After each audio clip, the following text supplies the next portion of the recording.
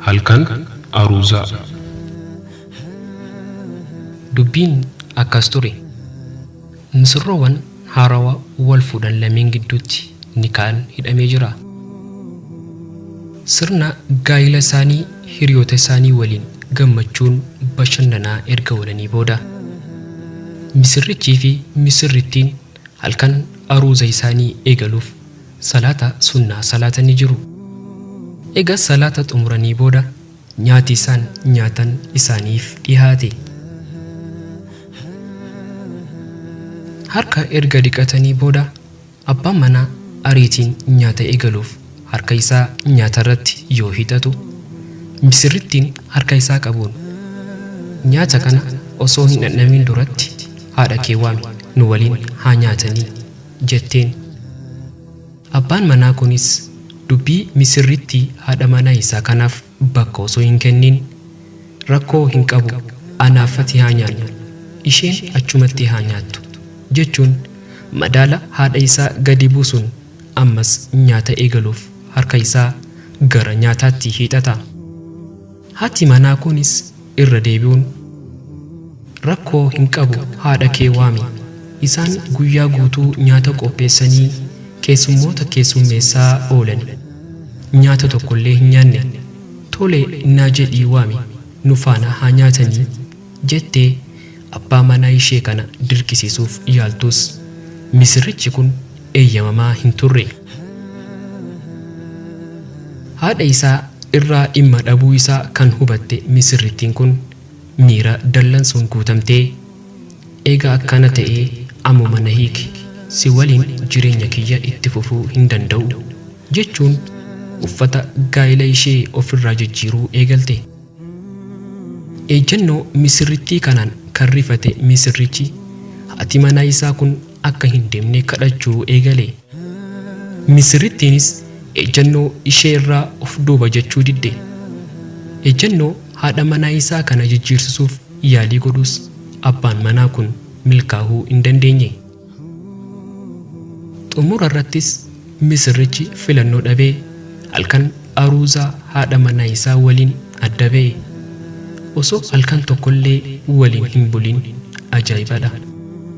Misirrittiinis kan haadha isaa deesseef rifatuu dhabe bor anammoo akkam godhuuf ta'a jechuun halkan aruuza ishee abbaa manaa ishee hiiktee gara mana maatii isheetti deebite.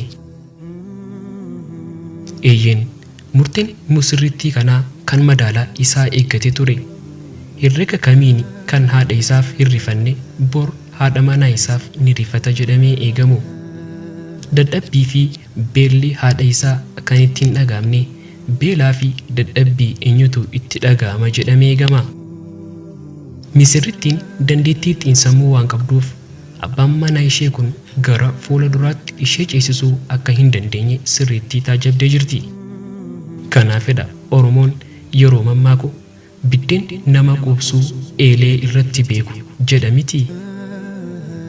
Amma misirroowwan lameen kun erga halkan aruuza isaanii irratti wal hiikanii waggaa 25 ol lakkoofsisanii jiru. Waggaa 25 booda misirrittiin kun fardarra teessee mirgaa fi bitaa isheetiin dargaggoota farda gulufsiisan afuriin marfamtee daandii tokkorra imalaa jirti. Akka tasaa karaa irratti namticha dadhabaa kan qaamni isaa xuraawee uffati isaa irratti ciccitee jiru kan kophaa isaa imalaa jiru tokko argiti. Inni ishee beekuu baatus isheen garuu yeroo sana isa beektee ni jirti. Egaa namtichi kun abbaa manaa ishee kan yeroo aruuza isaanii sababa harmee isaa wal hiikanidha. Haalli inni itti jiru nama yaaddessa. Kaleessa sooressa daldalaa kabajamaa kan ture amma hiyyeessa harka qalleessa ta'ee jira. Misirrittiin kun haala ittiin abbaa manaa ishee duraa kana agarteen baay'ee gaddite. Qalbiin ishees ni cabe. Dargaggoonni fardaan bitaa fi mirgaa isheetiin ishee marsanii jiran ilmaan isheedha. Taatee argaa jirtu kanatti gadduun namticha kana deemaatii kunuunsaa jechuun ajajaa jabaa ilmaan isheetti dabarsite.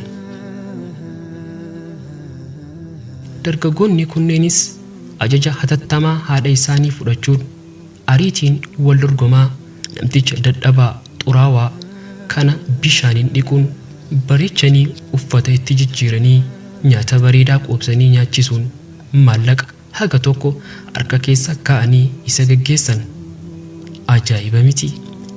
Har'a osoo fayyaa qabeenyaa fi yeroo qabdu kana haadhaa fi abbaa kee kunuunsi, kabaji, dhimmamiif, dantaa isaanii hin jedhin, osoo hin ifatiin olmaa gaarii oliif isaaniif rifadhu. Inumaayyuu yaa Rabbii kiyya akkuma isaan daa'imummaa kiyyatti rahmataan na guddisanitti rahmata godhiif jedhii Rabbii kee kadhadhuuf. Kabajamtoota hordoftoota chaanaalii keenyaa, seenaa halkan aruuzaa jedhu kana akkamitti ilaaltan, maalirraa hubattan yaada keessan koomentii nuuf godhaa. Seenaan kun yoo isinitti tole immoo laayik nuuf godhaa. Kanneen haaraa taatan immoo sabiskiraayib gochuudhaan maatii keenya nuuf ta'a isiniin jenna. Seenaa biraa kan barsiisaa ta'an, kan barnoota garaagaraa of keessaa qaban, kan biraa waliin hanga walitti deebinutti nagaan nuuf turaa. Isin jaalannaa, galatoomaa isiniin jenna.